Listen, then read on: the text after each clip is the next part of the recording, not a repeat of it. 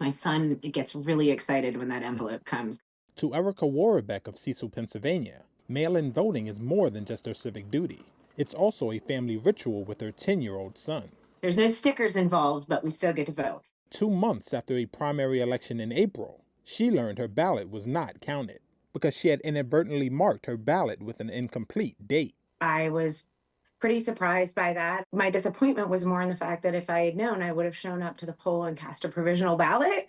Right. But there was no notification of that. Hers was among 259 mail-in ballots in her county that were not recorded because of a ballot error. I was frustrated with the system. I felt it was un-American in the process. And I felt like my civil liberties were infringed upon. I mean, we live here because we have a right to shape our government. And how could primary results be accurate if so many ballots were not cast? In July, Worobec, who prefers to vote by mail because she suffers from an autoimmune disease, joined a growing number of voters who are going to court to ensure they have access to the polls, and their ballot is counted in the November 5th presidential election.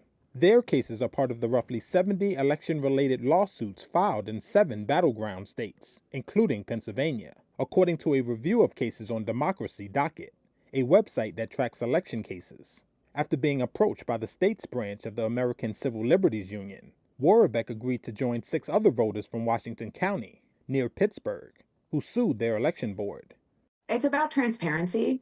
When you go and send in a mail-in ballot, there should be correspondence back to the voter to let them know that not only their ballot was received, but that it was also processed and counted.